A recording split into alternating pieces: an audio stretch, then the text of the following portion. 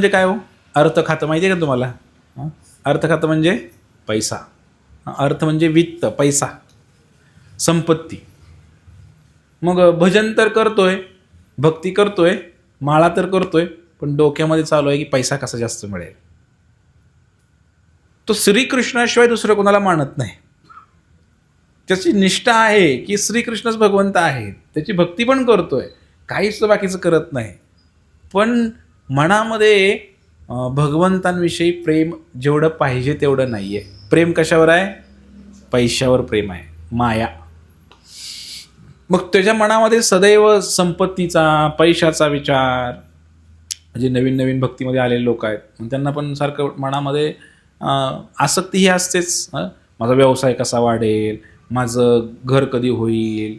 मग असं पूर्ण म्हणजे भगवंतांचं तर करतोय, तो आरती करतोय, जप करतोय, सगळं करतोय, पण मनामध्ये भौतिक विचार, आपल्या संसाराचे विचार भरपूर मनामध्ये आहेत. त्यांना म्हणायचं अर्थार्थी. काय म्हणायचं? पण या अर्थार्थीमध्ये काय होतं माहिती आहे का? हे चांगले आहेत की वाईट आहेत? भक्तच आहे.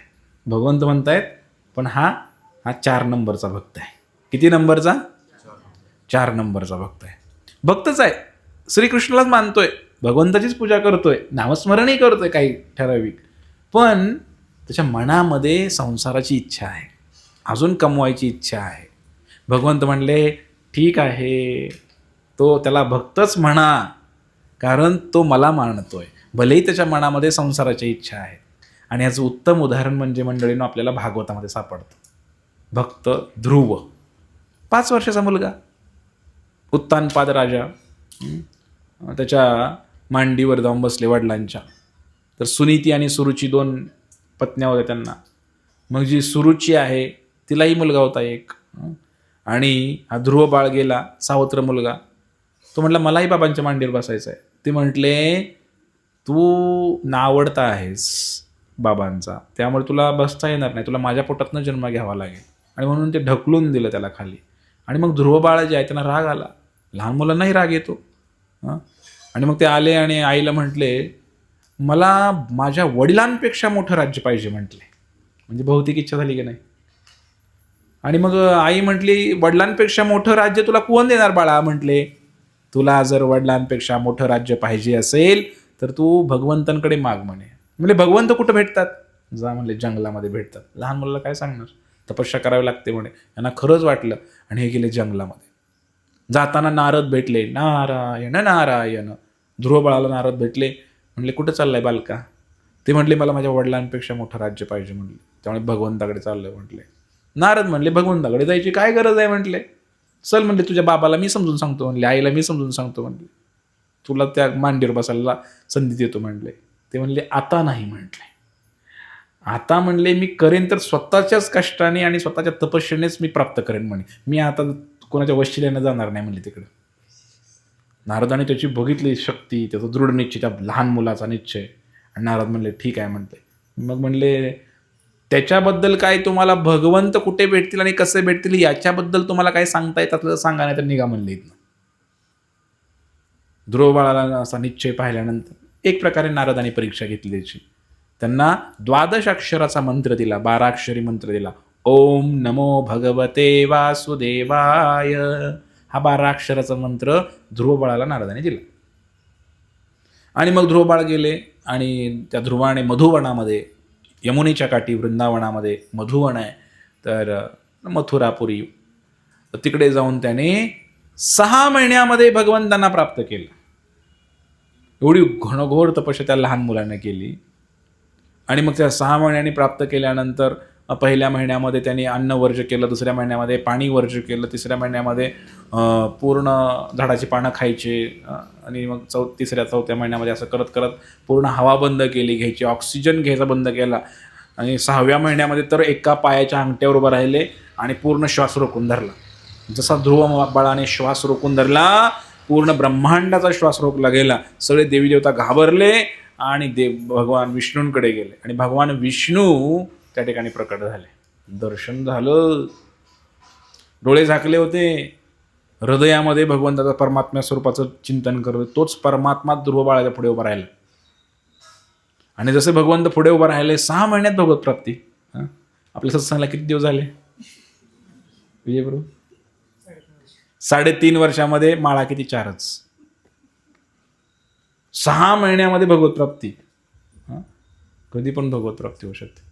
आणि ध्रुव बाळ जे आहे ते ध्रुव बाळ भगवंत पुढे उभा राहिले आणि भगवंत पुढे उभा राहिल्यानंतर भगवंत म्हटले काय पाहिजे तुला? डोळे उघडले आणि डोळे उघडल्यानंतर मग भगवंतांनी काय केलं, त्यांचा जो शंख आहे डोक्याला लावला. असं जसं तुम्ही पंढरपूरला गेला की भगवंत हातामध्ये शंख आहे का, जसं तुम्ही चरणावर डोकं ठेवता भगवंत डोक्याला शंख लावतात असं. त्यामुळे पांडुरंगाकडे गेल्यानंतर शक्यतो काही मागायची इच्छा होत नाही बघा. कितीही माणूस असू द्या इकडं येऊन देवदेवरशी करल, पण पांडुरंगाकडे गेल्यानंतर काही मागायची इच्छाच होत नाही. हे द्या आणि ते द्या कशी म्हणायची काही इच्छा होत नाही. भगवंत शुद्ध करतात. भगवान विष्णूंनी ध्रुव बाळाच्या डोक्याला शंख लावला आणि शंख लावल्यानंतर त्या ठिकाणी ध्रुव बाळ म्हणले काय पाहिजे सांग. ते म्हणले मला काहीच नको म्हटले. अरे वडिलांपेक्षा मोठं राज्य पाहिजे होतं म्हणून तू आला. मनामध्ये भौतिक इच्छा होती. भौतिक इच्छा तुझी आता पूर्ण होते ना. याच्यासाठी केला होता अट्टास की राज्य मिळावं बापाचं एवढं मोठं. 6 महिने अट्टास केला एवढा. ते मनामध्ये तपस्या केली. आणि आता म्हणतो काहीच नको. मग भगवंत म्हटले असं म्हटल्यानंतर ते म्हटले काय रडायला लागले. ध्रुव महाराजांच्या डोळ्यातनं पाणी यायला लागलं. म्हटले मी किती मूर्ख आहे. म्हटले का मूर्ख आहे? कारण मी काय शोधतोय म्हणे, एका काचेचे तुकडे घ्यायला लागलोय मी. खरं तर माझ्या पुढे हिरा आहे, मला हिरा भेटलाय, पण मी मागतोय काय? काचेचे तुकडे मागतोय म्हणे मी. एवढा येडा आहे म्हणे मी. त्यामुळे भगवंत मला आता काहीच नको म्हटले. पण इच्छा काय होती? सांसारिक इच्छा होती. राज्य पाहिजे होतं मोठं. म्हणून हे 4 नंबरचा भक्त ध्रुव बाळा की त्याच्या मनामध्ये भौतिक इच्छा होती. पण काय होतं माहिती आहे का, या मार्गामध्ये लागलं, नामस्मरण करायला लागला तुम्ही, हळूहळू मनातली भौतिक इच्छा कमी कमी होत जाते. भक्तांचा अनुभव आहेच सगळ्यांचा. थोडं नामस्मरण करायला लागलं, भक्ती करायला लागलं, दृढ झाला ना या मार्गामध्ये, मग हळूहळू आसक्ती कमी होते. पैशाप्रतीची, संपत्ती प्रतीची आसक्ती कमी व्हायला लागते. हाही बास भरपूर झाला असं वाटायला लागतं. तसं ध्रुव बाळाला झालं. म्हणजे या मार्गावर जरी 4 नंबरला जरी तुम्ही असला तरी कल्याणच आहे. तुम्ही पुढं जाऊन 1 नंबर बनणार कधी ना कधी. आणि ध्रुव बाळाने ती भौतिक इच्छा केली ती, त्यामुळं भगवंत म्हणले आता तू इच्छा केली तुला मी देतोच म्हणले. 36,000 वर्ष एक ध्रुवलोक बनवला वरती. ध्रुवतारा ते एक वैकुंठच आहे एक प्रकारचं. तिकडे भगवंत नित्य येतात ध्रुवताऱ्यावरती. दररोज तिकडे येतात भगवंत. आणि म्हणजे ते वैकुंठ झालं जिकडे भगवंत आहेत तिकडे. आणि असं वैकुंठ भगवंतानी बनवलं आणि इतकं ऐश्वर्यशाली बनवलं. वैकुंठात काय कमी आहे? 36,000 वर्ष त्यांना राज्य करायला दिलं तिकडं. वडिलांपेक्षाही भारी राज्य भेटलं की नाही. म्हणून सांसारिक इच्छा ठेवून जप करायचा नाही, कारण ते मग परत त्यात अडकून बसते. भगवंत भेटले नंतरही तो भगवंताचा झाला, दर्शनही झालं भगवंताचं. आता भगवंताचं दर्शनच झालं तर आता संसार करायची गरज काय होती? पण परत 36,000 वर्ष. म्हणजे मला सांगायचं होतं अर्थार्थी मनामध्ये सांसारिक इच्छा. हरे कृष्ण हरे कृष्ण कृष्ण कृष्ण हरे राम राम राम राम हरे हरे. ह्याचं किती पैसे राहिले, त्याचे किती पैसे राहिले, मग ह्याच्यामध्ये किती लावले, त्याच्या व्याजाने किती लागले, आणि मला आता किती भेटणार, मग हे ते शेअर मार्केटमध्ये शेअर पडलाय, हे झालं ते झालं, सगळं डोक्यात तिचं असते. इकडे मोबाईलमध्ये बघते शेअर मार्केटचं, इकडे माळ आवडते. हरे कृष्ण कृष्ण राम राम राम. हे अर्थार्थी भक्त आहेत. समजलं का? भक्तच आहेत, चांगले आहेत, पण एवढे 4 नंबरला. आलं लक्षात? एक नाही दिवस शुद्ध होतील ते तर भक्तांचा संग घेतला तर. शुद्ध भक्तांचा संघ घेतला, संतांचा संघ घेतला तर हाच तर 1 नंबरला जाऊ शकतो. आता 2 नंबरचे भक्त अर्थार्थी. अर्थार्थी म्हणजे काय? आर्त, आपण म्हणतो ना आर्त भावनेनं हाक मारा, हृदयापासून हाक मारा, आपण म्हणतो की नाही. नीट समजून घ्या. अर्थार्थी कोणाला म्हणायचं? तर हे 2 नंबरचे म्हणजे 2 नंबरचे नाही म्हणायचं, खालून बघितलं तर 3 नंबरचे झाले भक्त, बरोबर आहे का? 3 नंबरचे भक्त म्हणूया आपण यांना. हे 3 नंबरचे भक्त जे आहेत हे कोण आहेत? तर ज्यांनी भगवंताला आर्तभावनेनं पुकारलं, मनामध्ये कुठलीच इच्छा नाही दुसरी, फक्त भगवंतच मला वाचवतील अशी ज्यांनी इच्छा केली, त्याचं नंबर ह्या 3 नंबरला लागतो. कोणी भगवंताला हाक मारली हो सांगा बरं, एखादं उदाहरण भागवतामधलं सांगा. आपण एवढ्या कथा ऐकतो, भगवंताला पुकारल्याचं एखादं उदाहरण सांगा की. हां, द्रौपदी महाराणी, बरं छान. अजून गजेंद्र हत्ती, छान. पटकन तुम्ही छान उदाहरणं दिली, फार हुशार झाला तुम्ही. पण थोडंसं आता ह्याच्यामध्ये चूक होणार आहे आपली. कशी? द्रौपदीची एवढी 100% आर्तता नव्हती आणि गजेंद्राची बी नव्हती. दोन्ही कथा तुम्हाला माहिती आहे त्या. द्रौपदीला जेव्हा वस्त्रहरणाची वेळ आली, त्यावेळेला द्रौपदीचं काय झालं? द्रौपदीनं डायरेक्ट श्रीकृष्णाला हाक मारली का हो? कोणाला मारली आधी? नवऱ्याला. 5 पती होते ना, पहिले पतींना हाक मारली. जर भगवंतांची एवढी आर्तता असते तर हे कृष्ण, हे गोविंद आधीच म्हणायला पाहिजे होतं ना, बरोबर आहे की नाही? एकतर ऋषी मुनींकडे पाहिलं, ते भीष्म पितामहांकडे पाहिलं, कृपाचार्यांकडे पाहिलं, द्रोणाचार्यांकडे पाहिलं, एवढी मोठी मोठी वडीलधारी मंडळी इकडे बसलेली आहेत, मग त्यांच्याकडून काहीतरी अपेक्षा होती हिला. तेव्हा श्रीकृष्ण आठवले नाही द्रौपदीला. नंतर नवरे आहेत 5 एक सोडून, त्यांच्याकडे पाहिलं, ते तरी वाचवतील, त्यांच्याकडून अपेक्षा होती. म्हणजे श्रीकृष्ण नाही आठवले द्रौपदीला. आणि मग नंतर सगळं झाल्यानंतर स्वतः प्रयत्न केला, साडी ओढून धरून काही वाचू शकते का म्हणून. म्हणजे काय झालं हो? द्रौपदीने डायरेक्ट पहिल्यांदा श्रीकृष्ण आठवले का द्रौपदीला? नाही आठवले. म्हणून या आर्त भावनेनं हाक मारणाऱ्यामध्ये द्रौपदीचं नाव येत नाही. पहिल्यांदा कृष्ण आठवायला पाहिजे होते. हां, पहिल्यांदा आपण संसाराचाच आधार घेतो ना, किंवा असं काय होतंय का, आपल्याच्यानं काय होतंय का बघतो आपण. म्हणजे लगेच काय आपण श्रीकृष्णाकडे जात नाही, भगवंताला म्हणत नाही. आपल्या बळावर काय करता येते का बघतो आधी. हां, लगेच तुकाराम महाराजासारखा आपला भगवंतावर विश्वास नाही एवढा सगळा असा, की बाबा चला जे काय भगवंत बघते. हां, तुकाराम महाराजांना कधीच उपाशी मेले नाहीत, त्यांचं पूर्ण श्रद्धा आहे भगवंतावरती. तसं एखादे भक्त आहे पूर्ण भगवंतांवर अवलंबून असतो, अजिबात इवन संसाराची काळजी करत नाही. त्या नरसिंह मेहत्यासारखं. दुकानामध्ये गेला, महाळ घालायला तिथं, तूप आणाय म्हणून गेला, तिकडंच ध्यानातच नाही त्यात तूप आणायचं आहे म्हणून, तिकडंच बसला दिवसभर. इकडंच भगवंत येऊन त्याचं रूप घेऊन महाळ घालून गेले. मग आता आर्त भावनेनं पुकारणारे भक्तामध्ये उदाहरण आहे, महाभारतामध्येच उदाहरण येतं. गजेंद्राचं तुम्ही सांगितलं, गजेंद्र नावाचा हत्ती होता, हजारो वर्ष एका सरोवरामध्ये अडकला, त्याचा पाय मगरीने पकडला होता. मग पहिल्यांदा प्रयत्न केला गजेंद्रनं हलण्याचा स्वतः, लगेच श्रीकृष्णाला हाक मारली नाही. 1 वर्षांनी 2 वर्षांनी पण नाही. त्याची बायको होती, लहान लहान मुलं होती त्या हत्तीची. हां, जंगलातले बाकीचे हत्ती होते, सगळ्यांना हाका मारल्या त्यांनी. सगळ्यांनी प्रयत्न केले त्या मगरीपासून सोडण्याचं.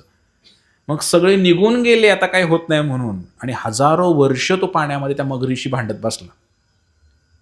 आणि मग शेवटी मग काहीच पर्याय उरला नाही, म्हणून गजेंद्र हत्तीने भगवंताला हाक मारली. आणि मग भगवंत आले, मगरीला सुदर्शन चक्राने उडवलं आणि गजेंद्रला मोक्ष प्राप्त झाला. पहिल्यांदा कुठं हाक मारली हो गजेंद्राने? नाही मारली. द्रौपदीने पहिल्यांदा श्रीकृष्णाला हाक मारली नाही. म्हणजे आर्तमध्ये येणं कठीण आहे यांना. मी काय म्हटलं तुम्हाला, हृदयापासून काय झालं की हे कृष्ण, हे करुणा सिंधू, या जगामध्ये माझं कोणतरी आहे, माझा नवरा आहे, माझा परिवार आहे, मला ते वाचवतील, ही भावना आहे. तर ही भावना पण नसायला पाहिजे भक्तामध्ये. केवळ श्रीकृष्णच वाचवतील. आणि बरोबर आहे की नाही हो? मला सांगा, आपल्याला समजा कॅन्सर झाला तर डॉक्टर म्हणतील आता काय, तुमच्याकडे 6 महिने राहिलेत, फक्त 4 महिने राहिलेत तुमच्याकडे म्हणतील. ठीक आहे, तुमची किडनी फेल झाली तर डॉक्टर म्हणजे तुम्ही 1 वर्षामध्ये मरणार आहे आता. पण कदाचित जर तुम्ही डॉक्टरचा आश्रय घेतला तर बरोबर 1 महिन्यात किंवा 1 वर्षामध्ये मरणार. पण तेच जर तुम्ही डायरेक्ट श्रीकृष्णांचा आश्रय घेतला तर भगवंत काही जादू करू शकतात. भगवंत बिना किडनीचं कॅन्सरचं कसंही ठेवू शकतात तुम्हाला.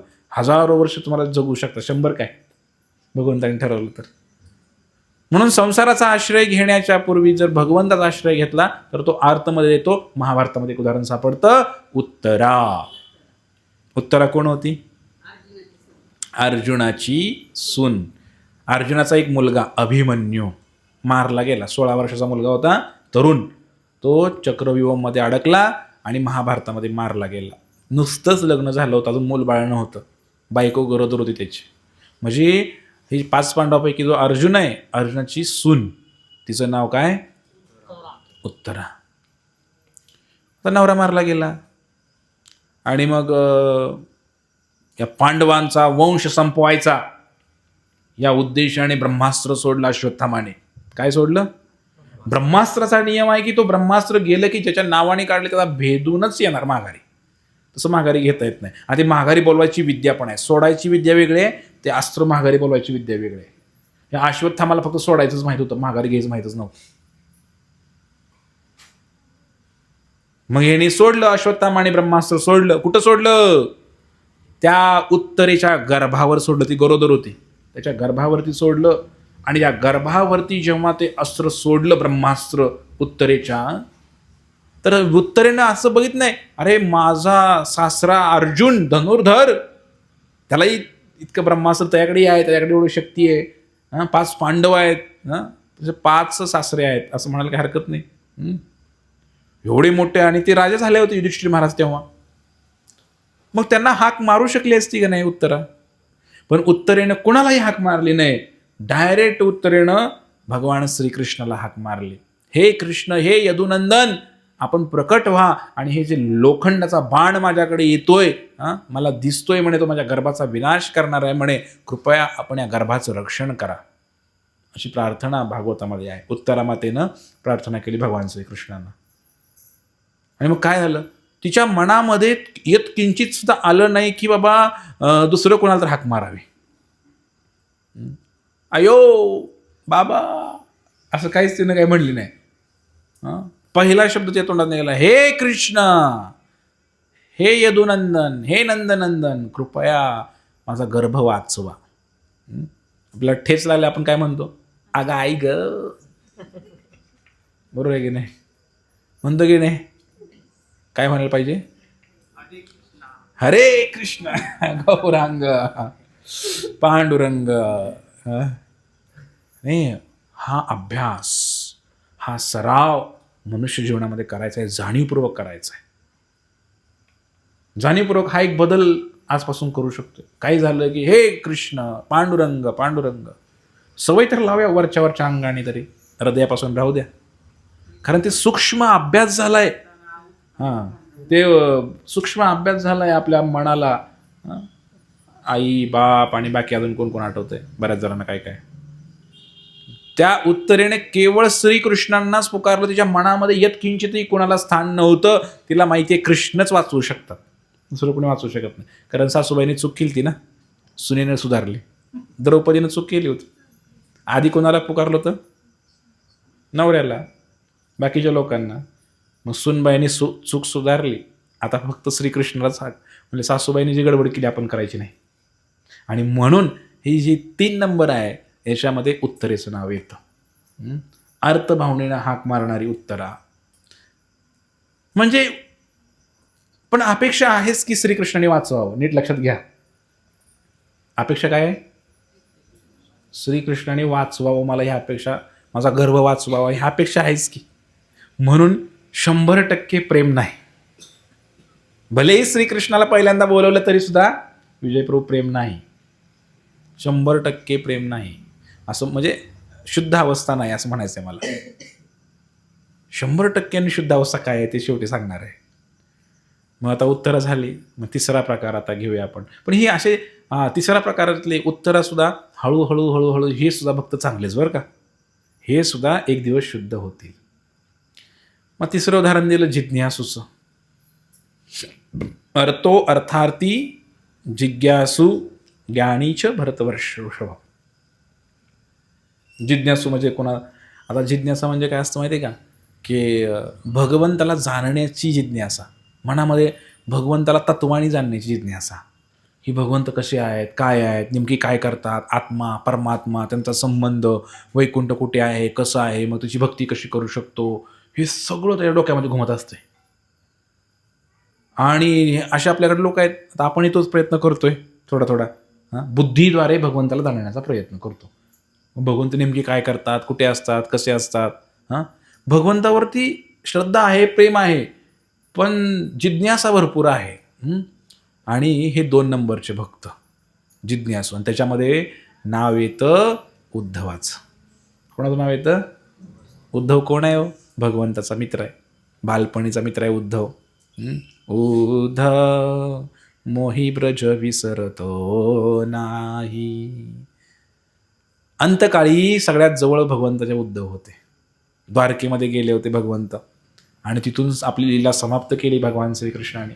आणि त्यावेळेला उद्धव भगवंताच्या बरोबर होते. आणि 11वा भागवताचा स्कंद आहे.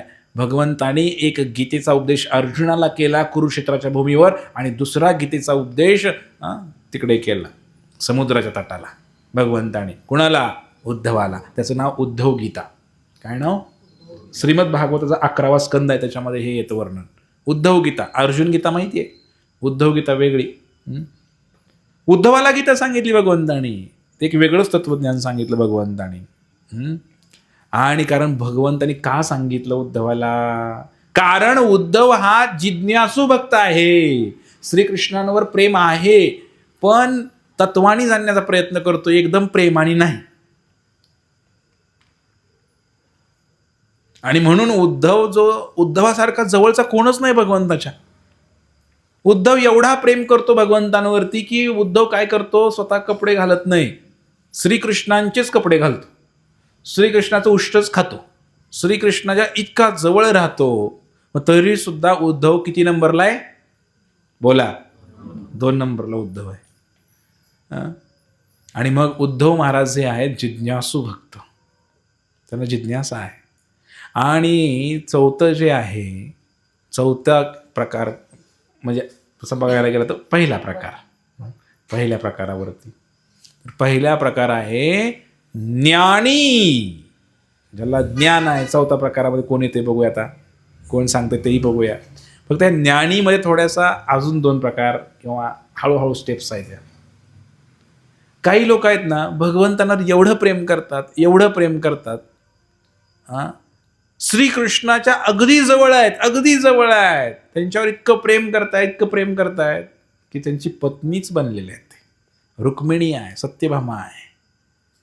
त्याला काही शंका नाही की श्रीकृष्णच आहे सर्वस्व, परंतु त्याच्याही पुढे गेले ते इतकं प्रेम करतात की ते विसरून गेले की हे ब्रह्मांडाचा मालक आहे म्हणून. आणि इतकं प्रेम करतात की त्यांना पतीच समजतात. उद्धव काय समजते भगवंतांना? भगवंताला भगवंत ह्याच समजतो. पण रुक्मिणी आणि सत्यभामा ह्या ज्या बायका आहेत त्यांच्या, त्या काय समजतात? पती समजतात. हे देव वगैरे काय, भगवंत नाही, हे माझा नवरा आहे, माझा पती आहे. हे प्रेम आहे, ह्या बायकांचं प्रेम आहे भगवान श्रीकृष्णांवर. आणि म्हणून हा जो 1 नंबरमध्ये ह्या ज्ञानीमध्ये हे लोक येतात. पण या ज्ञानाची अवस्था जेव्हा अजून पुढे जाते, परिपक्व होतं, प्रेमामध्ये रूपांतर होतं त्याचं. आणि मग तिथून द्वारकेवरून हा प्रवास वृंदावनामध्ये येतो. आणि वृंदावनामध्ये येऊन तो थांबतो, तो पुढं कुठंच जात नाही. त्या भक्ताचं अंतिम स्वरूप, अति उच्च कोटीचा उत्तम अधिकारी भक्त म्हणजे वृंदावनच्या गवळणी आहेत, गोपी आहेत, त्या प्रेमी आहेत. किती प्रेम करतात. आता जर समजा उद्धवाला सांगितलं, जिज्ञासू भक्त आहे, उदाहरण सांगतो, फरक सांगतो. श्रीकृष्णाचं डोकं दुखायला लागले, रुक्मिणीपेक्षा राधेचं प्रेम जास्त का आहे भगवंतावरती? द्वारकेमध्ये भगवंताचं डोकं दुखायला लागलं भगवान श्रीकृष्णांचं, आणि डोकं दुखायची लीला केली भगवंताने. खरंच नसते दुखत भगवंता डोकं. भगवंता डोकं दुखायला लागलं तर भगवंत कसला तो? तर भगवंताने लीला केली, डोकं दुखायला लागलं भगवंताचं, सगळे उपाय केले, काय डोकंच राहीना. शेवटी श्रीकृष्णांनाच विचारलं की अहो म्हणले तुमचं डोकं कशानं दुखायचं राही ना, काहीतरी तुम्हीच सांगा म्हणले, काय करू द्या आता. भगवंत म्हणले माझं डोकं दुखायचं राहील म्हणले जर वृंदावनामधल्या गवळणींच्या गोपींच्या पायाची धूळ आणून जर माझ्या मस्तकाला लावली तर माझं डोकं दुखायचं थांबेल म्हणलं. आता मात्र हे सगळे जिज्ञासू भक्त उद्धव हे ना वाटलं हे काहीतरी विचित्र आहे, असं कसं काय होऊ शकतं. अगोदर भक्त भगवंत काय म्हटले नीट ऐका. भगवंत म्हणले माझ्या भक्ताच्या चरणाची धूळ माझ्या कपाळाला लावली तर मग ते म्हणले तुम्ही भक्त आहे का. ते म्हणले आम्ही तुमचे भक्तच आहे की सगळे. उद्धव म्हटले, रुक्मिणी सत्यभामा म्हणले आम्ही तुमचे भक्तच आहे सगळे. भक्त होते पण चरणाची धूळ द्यायला तयार कोणच नाही. आता श्रीकृष्णाचं डोकं दुखतंय, आपण श्रीकृष्णाला भगवंताला आपल्या पायाची धूळ कशी काय द्यायची हो, कोण द्यायला लागले सांगावर. हां तुम्हाला जर आता ह्या प्रभूजींना म्हटलं प्रभू तुमच्या पायाची माती द्या थोडीशी, देताल का तुम्ही. विचार करायला लागले बा. माझ्यासारख्या तुच्छ जीवाला पायाची माती द्यायला ते विचार करतायत. श्रीकृष्णाने जर मागितली तुमच्या पायाची माती द्याल का तुम्ही. रुक्मिणीनं सत्यभामा नाही दिली.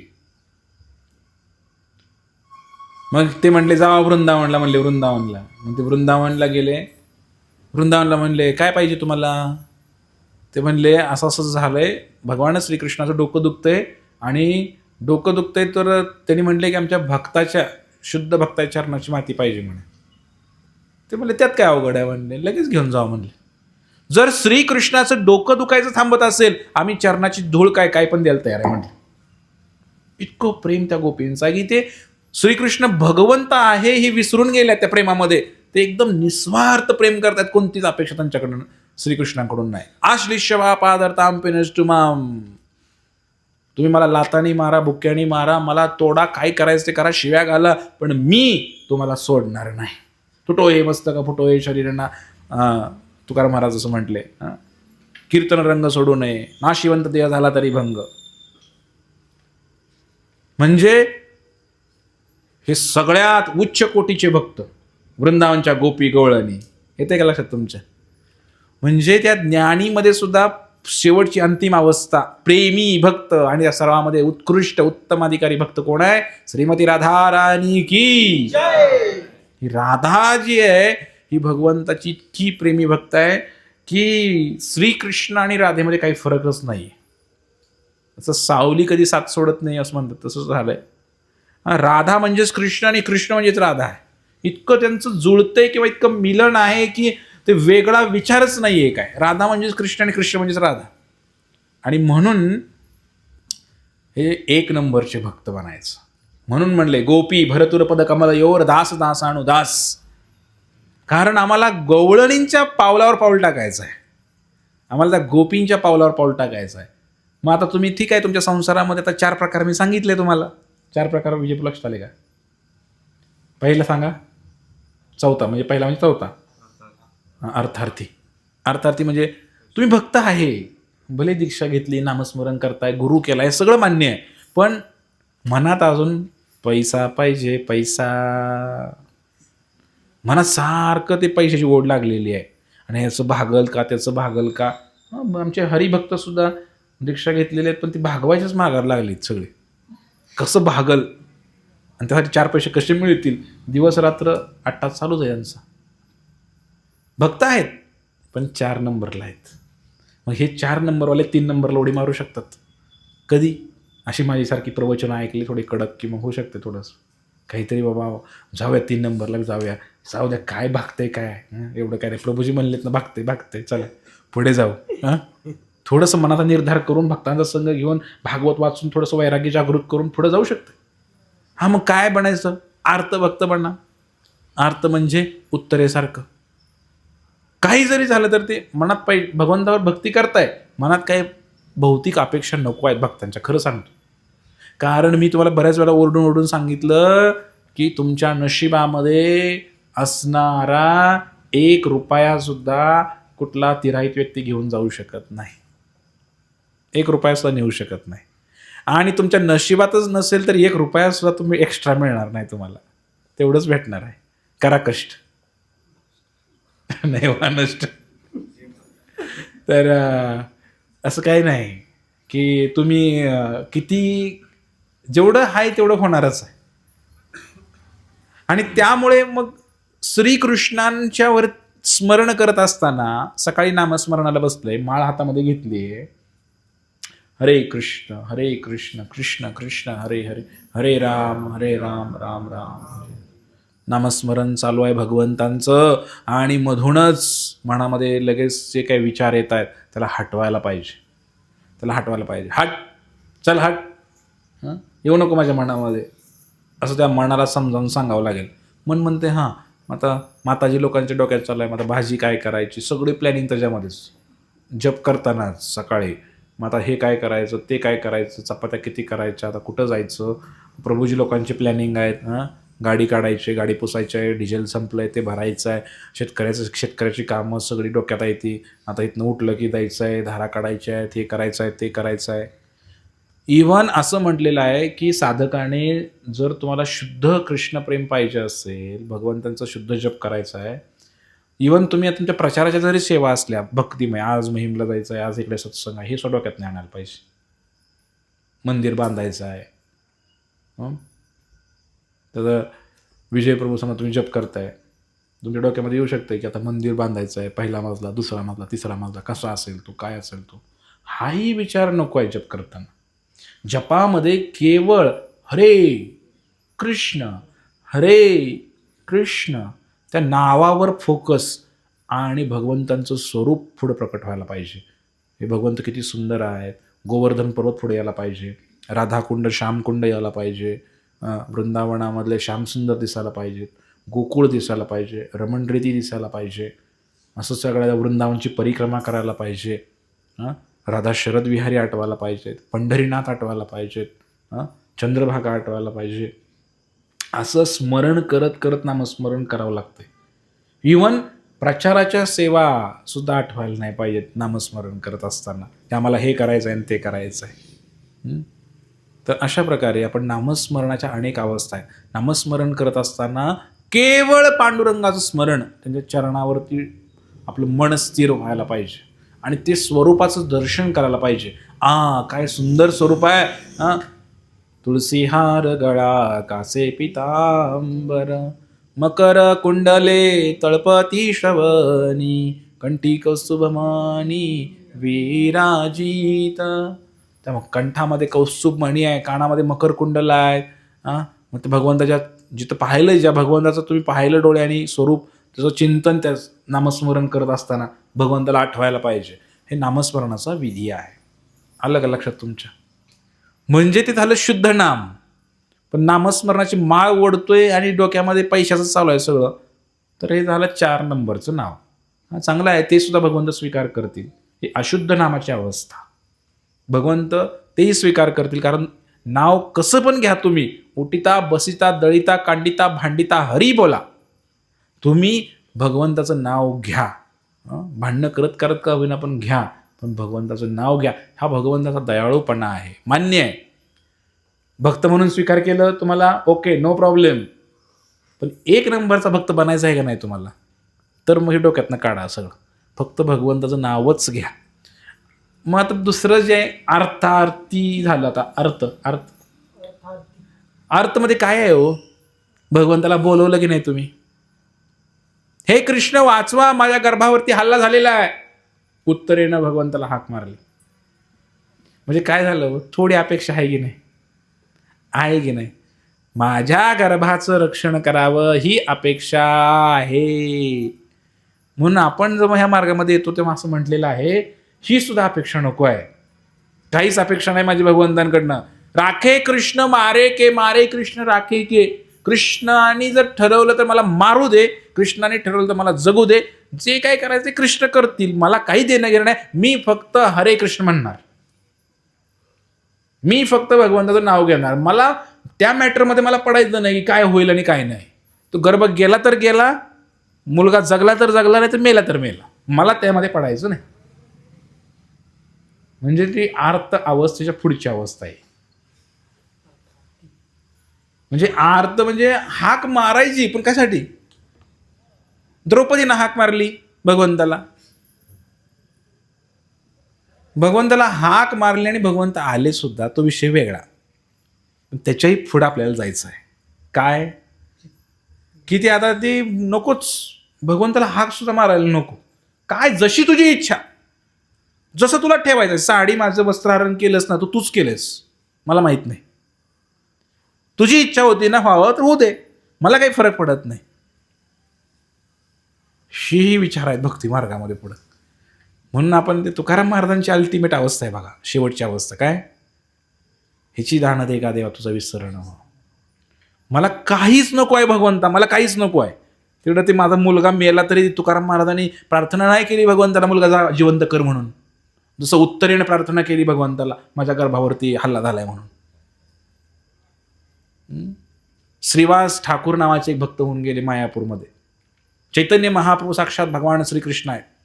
घरामध्ये अंगणात बसून कीर्तन करतायत. आतमध्ये तापानं फणफणला मुलगा मरून पडला. बायकोला म्हणले गुपचूप रड म्हणले, आवाज बाहेर येऊ देऊ नको म्हणले, कीर्तनामध्ये व्यत्यय येईल म्हणले, डिस्टर्ब होईल. महाप्रभू गेल्यानंतर किती बोंगा पसरत तेवढा पसर म्हणले, कीर्तन आमचं होऊ दे म्हणले. पण महाप्रभूंना कळू दिलं नाही की मुलगा मेलाय म्हणून.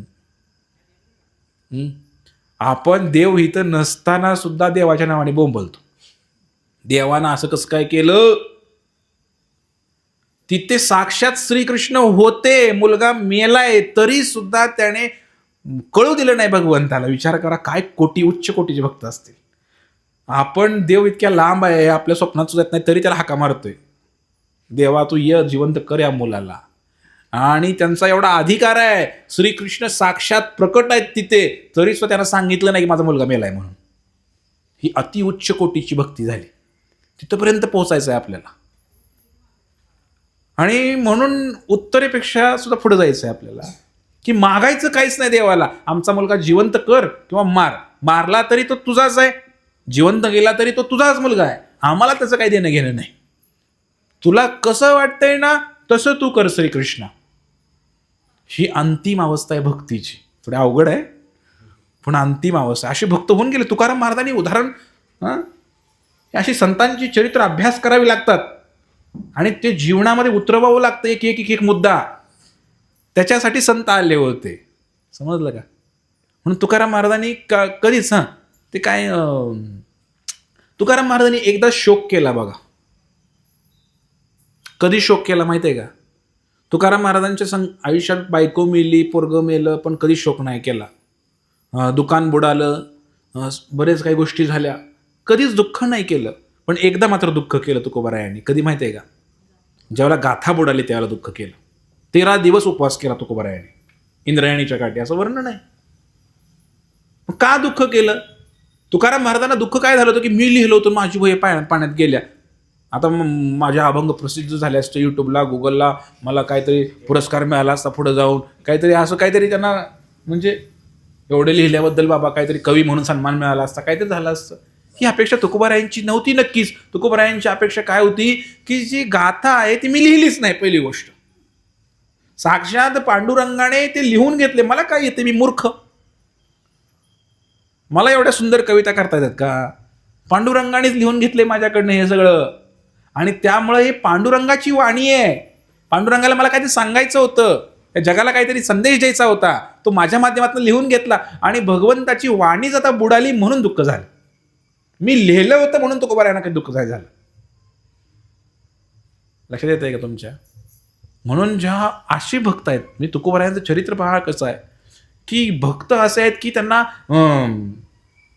असं भगवंताविषयीच प्रेम आहे. फक्त भगवंताला दुःख नाही झालं पाहिजे. भले आमच्या चरणाची धूळ देतो, आमचं काय व्हायचं तर उद्या, मग कपडे काढून द्या म्हणलं तर गोपीने कपडे पण काढून दिले. एकीकडे द्रौपदी आहे की कपडे काढले म्हणून रडते, आणि इकडं गोपी आहेत की कपडे काढून दिले भगवंतांना वस्त्रहरण करायच्या वेळ. भगवंतांनी त्यांचं चिरहरण केलं. ह्या गोपी आहेत ना, या गवळणी वृंदावनाच्या, इतकं प्रेम आहे श्रीकृष्णांवरती की त्या राहूच शकत नाहीत भगवंताशिवाय. आणि म्हणून हे 1 नंबरचे भक्त म्हणजे ते अर्थार्थी, आर्त.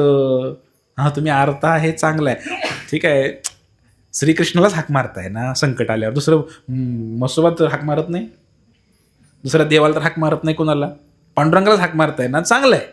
हे पांडुरंगा वाचव रे बाबा एवढं म्हणताय ना, भक्तच आहे तुम्ही, चांगली गोष्ट आहे. पण याच जन्मात जर जायचं असेल भगवंतांकडे तर अजून वर गेलं पाहिजे. संकट आल्यावर सुद्धा भगवंताला हाक मारायची नाही. हे अतिशय शुद्ध गोष्टी आपण बोलतोय. तुम्ही म्हणणार मग काय, तुम्ही काय करायचं नेमकं सांगा. संकट आल्यावर ठीक आहे, श्रीकृष्णाची बरे झाले देवा, हा मंत्र पाठ केलाय बऱ्याच जणांनी. मागच्या सत्संगामध्ये सांगितलं मी. असे कसे झाले देवा म्हटलं की मग संपलं. असे म्हणणारे भक्त आहेत, असे कसे झाले देवा, हे पण भक्तच आहेत, पण 2 नंबरचे 3 नंबरचे म्हणू शकता यांना. 1 नंबर नाही. 1 नंबरचं भक्त म्हणायला तर काय म्हणायचं, पाठीमागून आवाज येत नाही. जेव्हा आपल्यावर संकट येईल ना तेव्हा मंत्र आठवायला पाहिजे. आपल्या जीवनामध्ये मोठं दुःख येईल एका दिवशी, आपल्या जवळचा व्यक्ती निघून चाललेला असेल आपल्या जवळचा, त्यावेळेला आपण असं म्हणू का बरे झाले देवा, नाही म्हणू शकत आपण. पण ज्याचं नामस्मरण पक्का आहे, ज्याचा सत्संग पक्का आहे, ज्याची साधना झालेली आहे, तो व्यक्ती काही जरी घडलं तर म्हणणार जशी भगवंताची इच्छा, बरे झाले देवा. स्वतःचा मुलगा जरी गेला तर म्हणेन बरे झाले देवा. लगेच तोंडातनं वाक्य येणार. ही 1 नंबरची अवस्था आहे की त्यावर म्हणणार, स्वतःचं एखादं लेकरू जरी गेलं पोटचा गोळा तरी सुद्धा म्हणणार बरे झाले देव. तुकोबारायांनी तेच केलंय. आणि लोक मला सांगतात की महाराज काय तुम्ही लग्न केलं नाही. तुकाराम महाराजांनी लग्न केलं म्हणतात बघा. अरे तुकाराम महाराजांचं नाव घ्यायची लायकी तर आहे का आपले. मला म्हणले लग्न करा तुम्ही, तुकाराम महाराजांनी लग्न करून भक्ती केली. युट्यूबला भाग कमेंट टाकतात लोक, कशाला टक्कल केलाय महाराज, कशाला भगवे कपडे घातले. तुकाराम महाराजांनी पण भक्ती केलीच की, तुमच्यासारखं टक्कल करायचे भगवे कपडे घालायची काय गरज होती, असं युट्यूबला एका माणसाने कमेंट टाकली मला खाली. अरे पण तुकाराम महाराज कुठं होते ते, तेवढं आपली आहे का पात्रता. मुलगा मेला तरी म्हणतात जशी पांडुरंगाची इच्छा, बरं झालं म्हणतात. बायको मेली तरी बरं झालं म्हणतात, सगळं बरंच झालं म्हणतात ते. आपलं आपण नाही असं. जेव्हा मग तेव्हा लग्न करू शकतो म्हटलं. अशी जर पात्रता आहे, लग्न करण्याची पात्रता आहे, एवढं स्ट्रॉंग व्हावं लागेल तेव्हा मग आपण लग्न करू शकतो. म्हणलं तेवढं मी स्ट्रॉंग नाही अजून म्हणलं. म्हणजे तुकाराम महाराजांनी लग्न केलेलं दिसते पण हे दिसत नाही. मला सांगायचं होतं की 1 नंबरचा भक्त बनायचं आहे आपल्याला. तर आता मग रुक्मिणीचं प्रेम आहे भगवंतावर, सत्यभामेचं प्रेम आहे, पण मागणी आहे. तो सत्यभामेची मागणी काय आहे, पारिजात वृक्ष पाहिजे सत्यभामेला. स्वर्गामध्ये इंद्राच्या अंगणामध्ये बागेमध्ये नंदनवन आहे तिकडे, तर त्याच्यामध्ये पारिजात नावाचा वृक्ष आहे आणि तो पारिजाताचा वृक्ष पाहिजे. भरपूर मागणी आहे तिच्या सत्यभामेच्या, अटी आहेत. बायको म्हणलं आट असतेच की, पण माधुर्य प्रेमामध्ये कुठली आट नाहीये.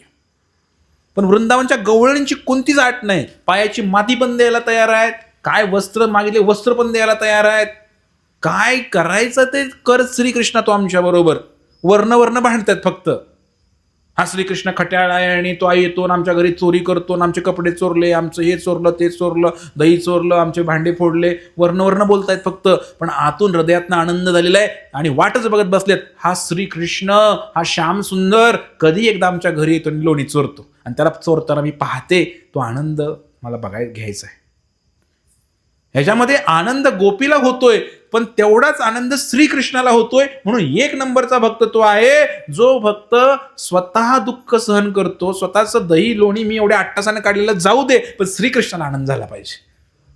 लोणी खाल्ल्यावर श्रीकृष्णाला बरं वाटतंय ना, तर माझं किती वेळ गेलाय लोणी काढायला ते जाऊ दे तिकडं, पण श्रीकृष्ण लोणी खातायत ना माझ्या घरी येऊन, श्रीकृष्णाला आनंद होतोय ना मडकं फोडण्यामध्ये, फुटू दे आमची मडकी, जाऊ दे आमचे पैसे वाया. हा 1 नंबरचा भक्त. समजलं? मागणं काय, मागणं आहे त्यांचं, नाही असं नाही. श्रीकृष्ण आमच्या घरी येऊन मडकं फोडावं ही मागणं आहे. आमचं नुकसान करावं श्रीकृष्णाने हे मागणं आहे आमचं. समजतंय का तुम्हाला? आध्यात्मिक लाभ, म्हणजे 1 नंबरचा भक्त काय करतो, मला किती पण त्रास होऊ द्या पण श्रीकृष्णाला सुख झालं पाहिजे. आज मी हार बनवला भगवंताला, सुंदर असा फुलांचा हार बनवला, तर मनामध्ये हार बनवताना विचार आहे, काय विचार आहे, काय हो हा मी आज बनवलाय हार, प्रभूजींनी फुलं आणले, मी हार बनवलाय, पण काय श्रीकृष्णांना आवडला असेल का हार मी बनवलेला, हा विचार मनामध्ये लगेच विचार. मी आज भगवंतासाठी काहीतरी पदार्थ बनवला, अर्पण केला, देवापुढे ठेवला, ताट ठेवलं, काय त्यामध्ये मग आता सारखं मनात धाकधूक काय, मीठ तर बरोबर असेल ना, तिखट तर बरोबर झालं असेल ना, आणि श्रीकृष्णाने खाल्ल्यानंतर त्यांना मग ते अतिशय गरम तर आहे, मग पोळणार तर नाही ना, चमचा ठेवायचं विसरले वाटीमध्ये, खीर गरम होती, ही भावना. मग ताटामध्ये काय भाजी भाकरी ठेवली, पण मीठ ठेवता का, लिंबू ठेवता का, ते कोण ठेवायचं. मग ती भावना हळूहळू वाढायला लागायला पाहिजे ना, ताटामध्ये मीठ पण पाहिजे, लिंबू पण पाहिजे. जर मीठ कमी असेल तर भगवंत टाकून खातील असा भाव. आपण जेव्हा वाढून नैवेद्य दाखवला भगवंताला, आपली खायची वेळ आली, आपण काय म्हणतो मीठ कमी आहे, मग मीठ आपण टाकून घेतो की नाही आपल्या ताटामध्ये.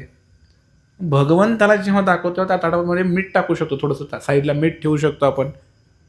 हे प्रेम वाढवायचं आहे, हळूहळू हा बदल स्वतःमध्ये करायचा आहे. छोट्या छोट्या गोष्टी आहेत, पण ही भावना जागृत व्हायला पाहिजे की श्रीकृष्ण खातात, तो फोटोमधला कृष्ण खातोय, आणि आता कृष्णाला तिखट तर लागणार नाही ना, किंवा ते मीठ कमी पडलं तर मीठ टाकून तिथं कडेला ठेवूया, थोडं लिंबूही ठेवूया. आपण जेवताना लिंबू पण घेतोय, मीठ पण घेतोय, तोंडी लावायला काय तर शेंगदाणे घेतोय, अजून काय काय तोंडी लावायला घेतोय, लोणचं घेतोय. भगवंताला नको का, भगवंताला लोणचं आवडतंय, आपल्या ताटामध्ये घ्यायला आपण रोज घेतोय लोणचं, भगवंताला नैवेद्य दाखवताना का नाही लोणचं.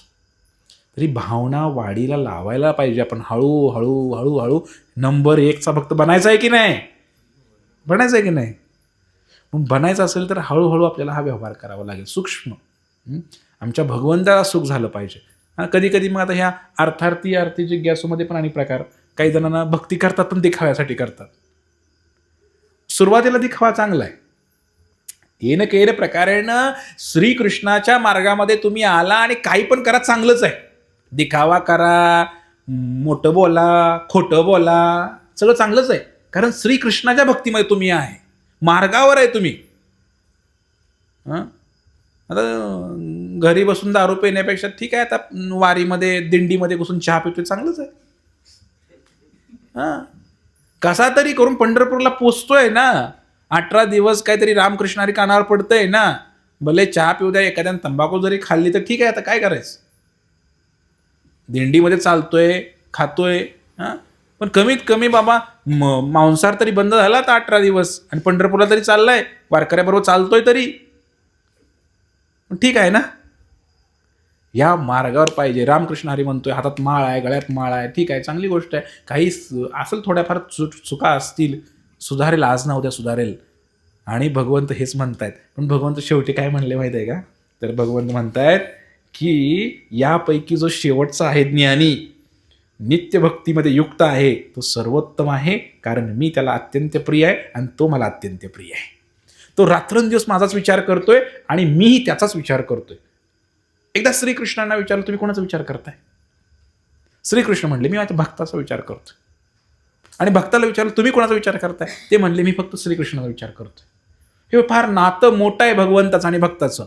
रात्रंदिवस तो भगवंताचा विचार करतो आणि भगवंत रात्रंदिवस आपल्या मुलाचा विचार करताय. जसं आई आणि मुलाचं नातं आहे. आणि म्हणून हा पुढचा श्लोक 17 आणि 18 मध्ये पण तेच आहे की निसंशय हे सर्व भक्त उदार आहेत, परंतु जो माझ्या ज्ञानामध्ये स्थिर झालाय त्याला मी माझ्या स्वतःप्रमाणे मानतो.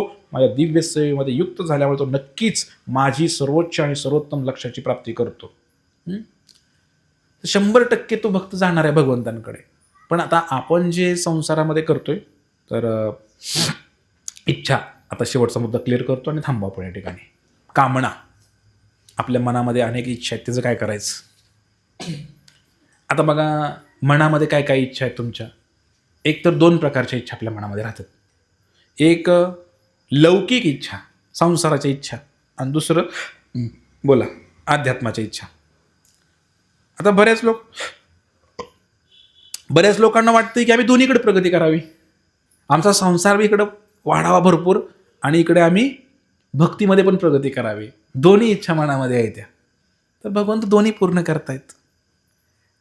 तुम्ही जर नामस्मरण करत असताना संसारात काहीतरी मिळावाशी इच्छा केली, ते पण मिळणार, 100% मिळणार, शंकाच नाही काय. पण ते शुद्ध प्रेम श्रीकृष्णाचं भक्ती तेवढी भेटणार नाही. कारण कसं काहीतरी सोडावं लागेल तेव्हा काहीतरी मिळेल तुम्हाला मग ते पण पाहिजे, तर मग त्या जेवढं तुम्ही दिलंय तेवढंच भेटणार. समजा तर हात आहे, तर लहानपणी आम्ही काय करायचो, असं पुंगळ्यामध्ये खायच्या, पिवळ्या काय म्हणाय तुमच्याकडे काय म्हणतात त्याला, पुंगळ्यात म्हणतात, नळ्या पुंगळ्या दोडका असं भेटायचं लहानपणी. तर आम्ही काय करायचं, बोटात घालायचो ते, बोटात घालायचं असं खायचं एक एक एक एक. मग आता अजून भरपूर आमच्याकडे आहेत. मग आम्ही काय केलं, ह्या 10 बोटाला लावून घेतल्या असं, आम्ही असं करायचो आणि असं एक एक खायचं. मग ते खाल्ल्यानंतर काय झालं, मला 10 बोटामध्ये 10 अडकवल्या त्या. तर मग आता अजून शिल्लक आहेत पुढं, त्या पण घ्यायच्या आहेत, ती पण इच्छा आहे खायची आम्हाला. पण हे 10 संपल्याशिवाय खाल्ल्याशिवाय खाता येईल का होते, हाताला लावले असं. मग 1 खायचं, 2 खायचं, 3 खायचं, 4 खायचं, आणि नंतर मग परत नवीन लावायचं त्याला, असं समजलं का. एक जरी नवीन घ्यायचं म्हटलं तरी एक तरी बोट रिकाम पाहिजे. तसंच संसाराच्या इच्छा अशा आहेत त्या. म्हणजे थोडंसं कमी झालं तर मग तिथे भगवंताचं प्रेम भक्ती येऊ शकते हो, समजलं का. ठीक आहे, तुमचं 5 एक तरी हात खाली करा, एक हात संसारामध्ये, एक हात भगवंताकडे, अशी आता सध्या आहेच आपली अवस्था. पण भगवंत म्हणतायत अंतकाळी शेवटी सर्वच माझ्याकडे या, तुम्ही पूर्ण माझ्यावर अवलंबून राहावा. विठ्ठल माझा मी विठ्ठलाचा. तर असं एक पूर्ण भाव आहे भगवंताप्रती. येते का लक्षात तुमच्या. तर हे झालं. मग आता परमार्थाची इच्छा आहे आपल्या मनामध्ये, आणि भौतिक कामाची इच्छा आहे. कशी कमी करायची भौतिक मी सांगितलं. जेवढं तुम्ही, एकच उपाय आहे, साधू संग. सर्व शास्त्र कहे लव मात्र साधू संगे सर्व सिद्धी है. तुम्ही भक्तांचा जास्तीत जास्त संग करा, सत्संग बुडवू नका. आज मला फार आनंद वाटला. मी येताना विजयप्रभूंना म्हटलं की प्रभूजी आज एवढा पाऊस पडतोय, कोण येणार सत्संगला. म्हणले प्रभूजी अहो 50 तर येणारच म्हणले, तुम्ही नका काळजी करू म्हणले. आणि 50च्या वर भक्त आले. म्हणजे यश आहे तुमच्या वाणीला. जरा मोठा आकडा म्हणत जावं, संकुचित विचार कशाला करता. तर मला सांगायचं होतं की संसारिक इच्छा ज्या आहेत त्या कमी करण्यासाठी सत्संग पाहिजे. आता तुम्ही ऐकलं, थोडंसं मनातली इच्छा कमी होतात मग आपले. आणि म्हणून संतांचा जिकडं प्रवचन कीर्तन असलं की लगेच निघायचं, सगळी काम बाजूला ठेवायची आणि तिकडं पळायचं. कारण तिथे सगळ्यात मोठा लाभ तुम्हाला होणार आहे. समजलं का. जसं लोक असं ना, गावात तमाशा आला की सगळे पळतील, ऑर्केस्ट्रा आला की सगळे पळतील, चिल्ली पिल्ली सुद्धा पळतील. म्हणजे किती असं आकर्षण असतं की नाही गावात ऑर्केस्ट्रा आल्यानंतर. असं कारण ते वर्षात एकदा येतो ना, ते आलं की लगेच असं कधी एकदा जाईन असं होतं त्यांना. तसं आकर्षण आपल्याला व्हायला पाहिजे. बुधवार आला की असं कधी एकदा बुधवार येईल आणि सत्संगामध्ये जाऊन बसेल असं व्हायला पाहिजे. असं सत्संग संपल्यानंतर निवांत प्रसाद घ्यायला आला असं नाही व्हायला पाहिजे. असं तीव्र इच्छा मनामध्ये यायला पाहिजे, कधी एकदा जाऊन पुढं जाऊन बसेल मी, एक शब्द माझ्या या कानामध्ये मी ग्रहण करेन, हृदयामध्ये ग्रहण करेन, अशी भावना व्हायला पाहिजे. मग परमार्थामध्ये पण इच्छा आहे त्या. परमार्थामध्ये 2 इच्छा आहेत, एक मुक्तीची आणि भक्तीची. 2 प्रकार परमार्थाचे आहे. भगवंताची इच्छा आहे, पण त्यात सुद्धा न लगे मुक्ती धन संपदा संत संग देई सदा. म्हणजे भक्ती मार्गामध्ये आला तरी सुद्धा आम्हाला शुद्धच प्रेम द्या. आम्हाला ती मुक्ती नको आहे. आम्हाला काय पाहिजे, भक्ती पाहिजे. हे मुक्ती वगैरे प्रभुपाद म्हणले हातामध्ये घेऊन फिरतात भक्त लोक, त्याच्या मागं लागलेत म्हणले मुक्ती वगैरे. त्यात काय नसते. म्हणून मुक्ती वगैरे काही नको आहे. हे शुद्ध भक्तीचा मार्ग आहे. केवळ गवळणीने जी भक्ती केली गोपीनी वृंदावनच्या, ते आपले आदर्श आहेत. त्यांच्या पावलावर पाऊल टाकायचं आणि प्रेमाने. श्रीकृष्णाला प्रेम फार आवडते. सकाळी उठा, प्रेमाने भगवंताला आंघोळ घाला, भगवंताला प्रेमाने सजवा, प्रेमाने एखादा हार बनवा भगवंतासाठी, प्रेमाने भगवंताला खाऊ घाला, सुंदर सुंदर पदार्थ बनवा घरामध्ये. आता जनरली आपल्याकडे कसं असते, सकाळची आमटी शिल्लक काय 2 भाकरी थापा, संध्याकाळी जेवा. ठीक आहे ना, तुम्ही जेवा. पण तुम्ही काय करा, श्रीकृष्णाचा तुमच्या घरात फोटो आहे की नाही, मग श्रीकृष्णाला कसं काय तसं चालेल सकाळची आमटी?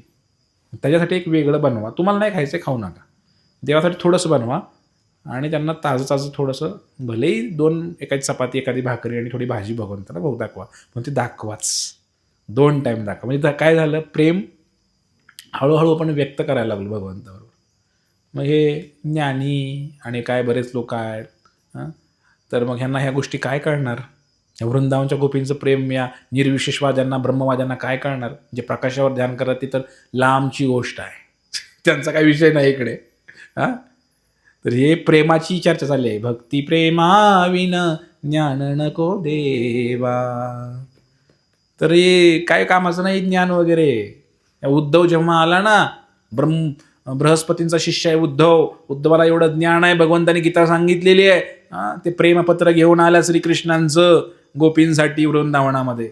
आणि वृंदावनामध्ये गोपींना बघितलं, या गोपी रडताय, त्यांची अवस्था बघितली, लाज वाटायला लागली त्या ज्ञानाची. त्या उद्धवाला म्हणले, मला वाटायचं मी सगळ्यात मोठा भक्त आहे, उद्धवाला वाटायचं श्रीकृष्णाच्या सगळ्यात जवळचा मी आहे, पण आज या गोपींचं प्रेम पाहिलं, या गवळणींचं प्रेम पाहिलं वृंदावनामधल्या, आणि अहंकार नष्ट झाला त्या उद्धवाचा. म्हणजे एवढं प्रेम मी या जन्मात तरी करू शकत नाही श्रीकृष्णावर.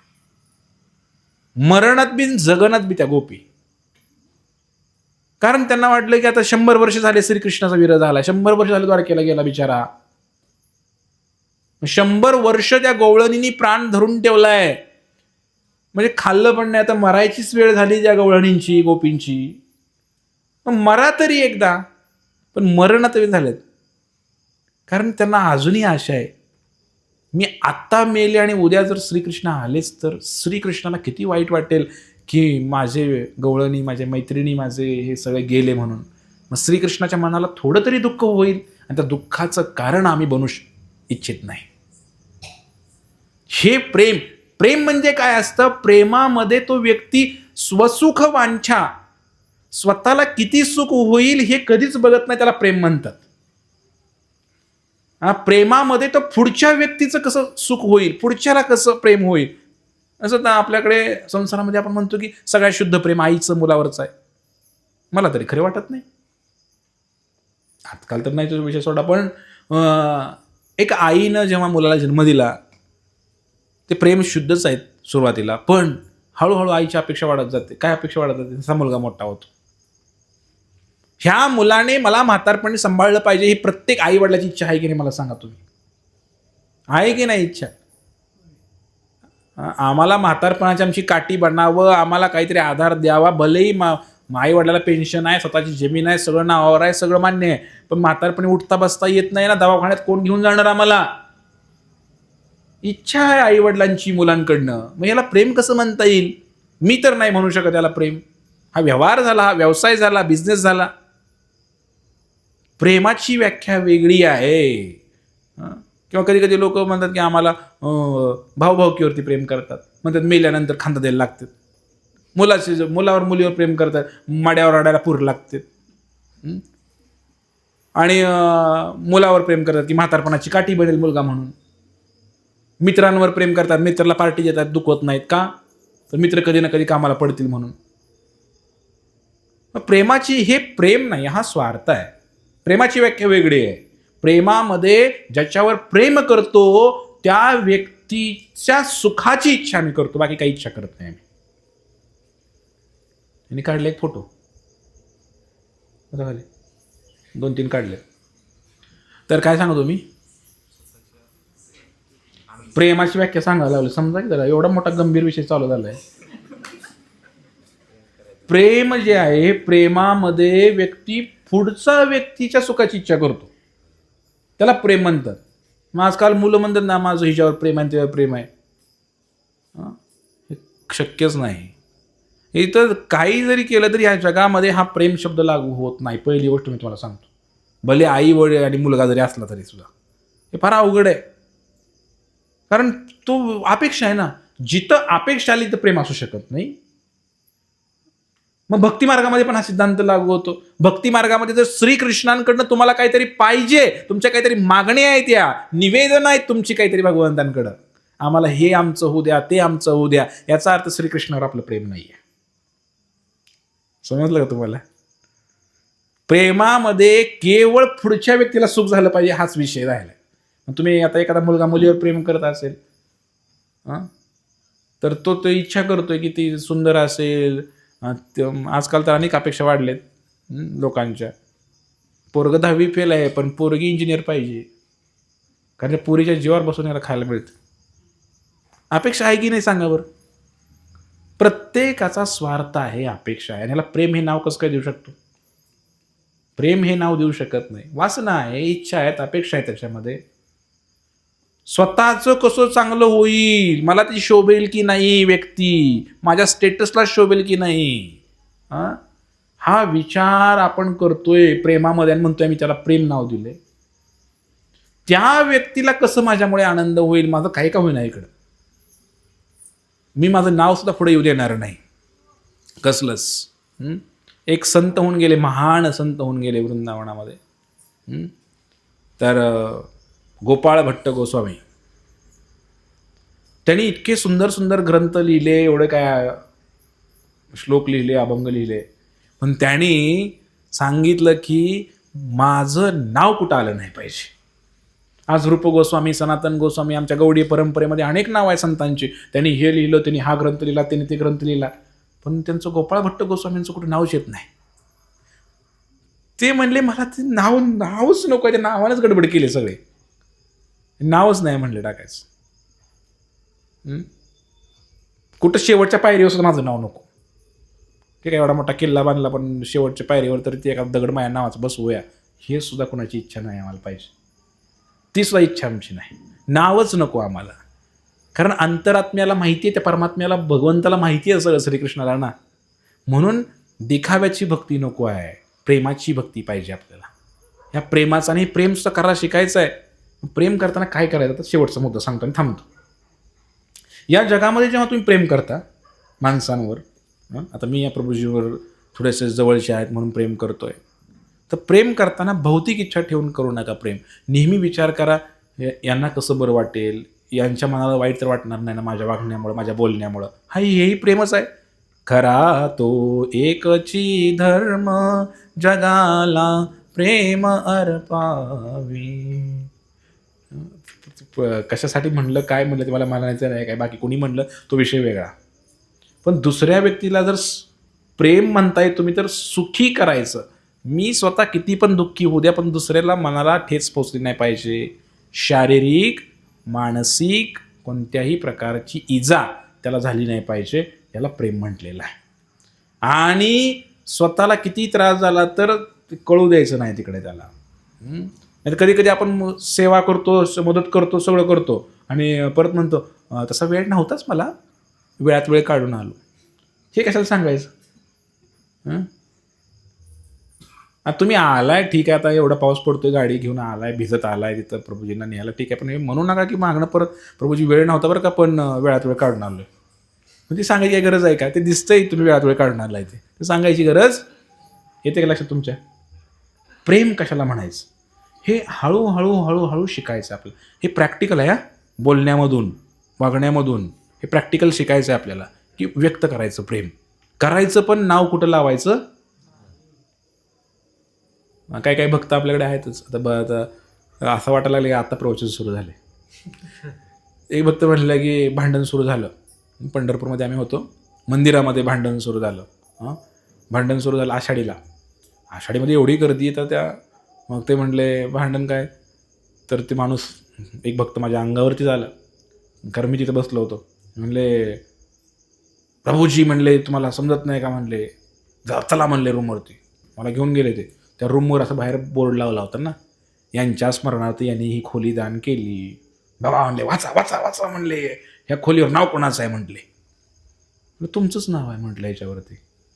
म्हणले आम्हाला खोली का नाही भेटली म्हणून. हो, म्हणजे पैसा आहे मान्य आहे, खोली पण तुम्ही दान केली मान्य आहे, चुकून झालं असेल काहीतरी, ह्यांनी सांगितलं नाही, ह्यांना वाटलं हाय आषाढी असो काय असो, आमची खोली आहे ना इथं. मग आम्हाला हे येणार नाहीत असं वाटलं म्हणून आम्ही ती दुसऱ्याला देऊन टाकली खोली. हे म्हणले आत्ताच्या आत्ता मला खोली पाहिजे म्हणले, नाही तर माझे पैसे टाका म्हणले. हां, तो पण भक्त आहे, दीक्षा घेतली, गुरु बनवलाय, नामस्मरण करतोय, सगळं करतोय. आता माझ्या पुढे प्रश्न पडला की आता हे पण भक्तच आहे ज्यांना आपण दिली ती, त्यांची काय चूक बिचारायची? असल्या आषाढीमध्ये लाखो लोक आता इथं पाय ठेवायला जागा नाही, त्यांना बाहेर काढायचं आणि ह्यांना त्यात ठेवायचं कसं शक्य आहे? आणि दुसरीकडे कुठे रूम पण भेटू शकत नाही. आता कसली भक्ती आहे मग सांगा आता? रजोगुणी भक्ती. ही कसली भक्ती भरायची? म्हणजे भक्तीमध्ये सुद्धा लाभ शोधतो आपण, नामस्मरण करतोय, देवाला मानतोय, सगळं मान्य आहे, पण इच्छा भरपूर आहे त्या.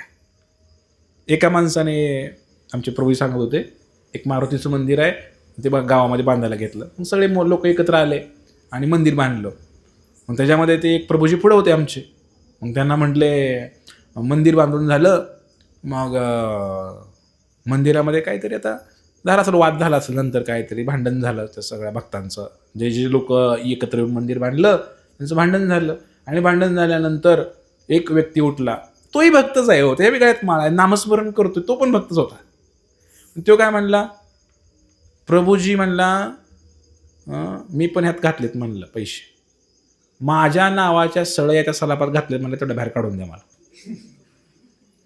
हे जे स्लॅब टाकलंय तुम्ही मंडप, दर्शन मंडप, त्यात माझ्या पण नावाच्या सळया आहेत म्हणलं, ते माझ्या सळया स्टीलचे बार काढून द्या म्हणलं. अरे भक्त हातात माळ घेऊन जप करतोय हरे कृष्णाचा. समजलं का तुम्हाला? भक्त आहेत पण कुठल्या स्तराला जातील काय सांगता येत नाही. मग कधी म्हणून हे सगळ्यांना अहंकार सगळ्यांनाच राहणार आहे. हा भक्त मला असं म्हणलं, त्यांनी मला शिवी दिली, त्यांनी मला मान दिला नाही, त्यांनी मला सन्मान दिला नाही, सगळ्यांची नावं घेतली, माझंच नाव घेतलं नाही प्रभूजींनी, आता सत्संगात जात नसतो. प्रत्येक बुधवारी हार घालतात ज्यांनी प्रसाद दिलाय त्याला, या बुधवारी हार असून सुद्धा मला घातला नाही.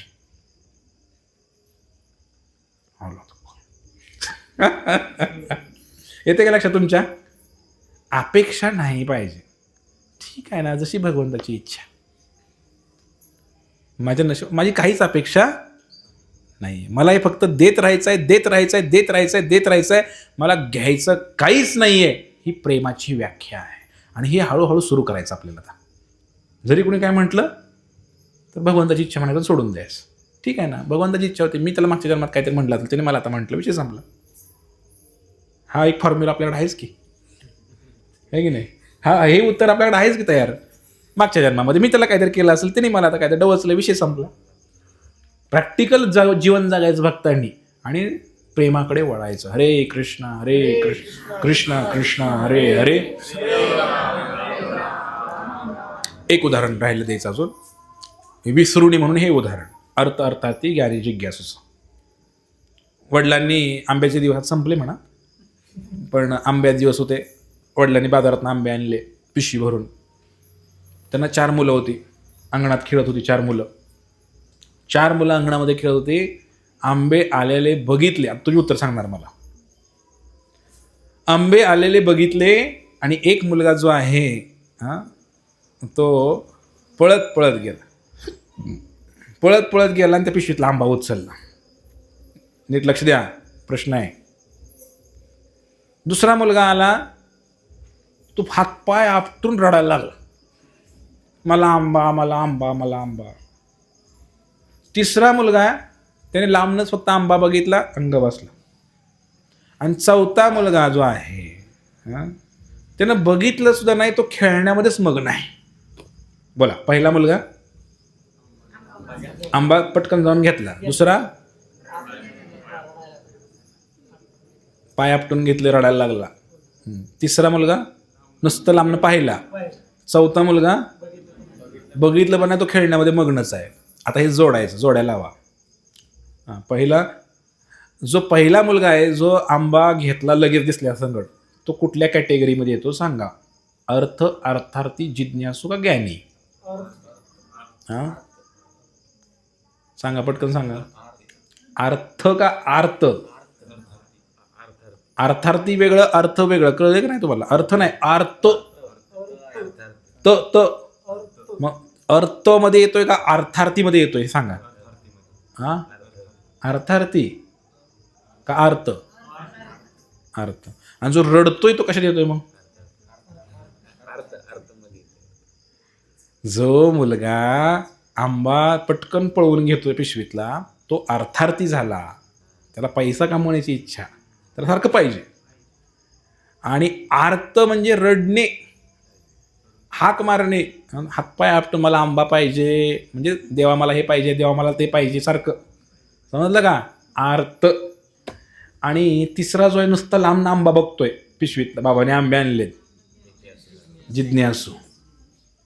तो मागत पण नाही आंबा, रडत बी नाही, जाऊन स्वतः बी घेत नाही आंबा, मागत बी नाही, रडत बी नाही, पण नुसता बघितलंय, त्याच्या मनात थोडी इच्छा आहे. ठीक आहे, घरात गेला आपला जात आंबे. असं केलं तेवढ्यात काय झालं, बाबा आले, त्या दोघांनी 2 घेतले, आता 2 पोरं 4 टोटल आहेत ना, दोघांनी 2 घेतले म्हटल्यानंतर मग बाबा आले आणि बाबांनी ह्याला पण दिला आंबा, ज्यांनी बघितलं आंबा. आणि जो खेळल्यात मग त्याला बोलवून घेऊन आंबा दिला. चौघाला 4 आंबे वडिलांनी दिले. मग जो तिसरा होता, जो बघित होतं, त्याला तो जरा शहाणा होता, त्याला माहिती आहे मिळतंच. कृष्ण भक्ती केली का नाही, सांसारिक लाभ सुद्धा मनानं होतोय, वेगळं काय करायची गरज पडत नाही. पैसा बी येते, सगळंच येते, सगळंच येतं. हां, धनम जनम सुंदरी म्हणायचं आहे, नको म्हणायचं आहे, पण येतेच ते मागं लागून. बरोबर नाही? हरे कृष्ण प्रयत्न इकडंच आहे कृष्ण कृष्ण करायचा, पण गाडी येते, सगळे येते, पूजाला प्रतिष्ठा, लोक पाय होते, महाराज म्हणते, सगळं होते, काही सुद्धा नाही टेन्शन, सगळं येते. म्हणून तो गप्प आहे, मी हुशारच म्हणायचा असतो. आणि चौथा जो आहे, चौथ्यानं बघितलं सुद्धा नाही तिकडं, पण तरी सुद्धा श्रीकृष्णाने त्याला बोलवून फळ दिलं, त्याचं वडिलांनी बोलवून आंबा दिला त्याला. याचा अर्थ आपली काहीच इच्छा नाही ना, मला काही मागायचं आहे, आश्लिष्यवा पादरता, न धनम न जनम न सुंदरीम, मला काहीच नको आहे भगवंता, मला त्या गोष्टीकडे तोंडच फिरवलेलं आहे, तरी सुद्धा भगवंत देणार, बोलवून घेऊन देणार तुम्हाला त्या गोष्टी. लक्षात येते का तुमच्या? पण तरी त्याची इच्छाच नाही. पण तो 3 नंबरचा थोडी इच्छा आहे बरं का मनात. पण तो 1 नंबरचा आहे ना, तो 1 नंबरवाला इच्छाच नाही मुळात त्याची मनामध्ये, की भगवंताने आम्हाला द्यावं म्हणून विषयच येऊ शकत नाही. तो 100% विचार करतोय, जरी आला आंबा तर विचार करणार, बाबा तुम्ही घेतला का हो, आणि मग त्याचा रस करणार, काहीतरी करणार, तो बाबांनाच प्यायला देणार. त्याची इच्छाच नाही त्या आंबा खाण्याची. हा 1 नंबरचा भक्त आहे. हरे कृष्ण. श्रील प्रभुपाद की जय.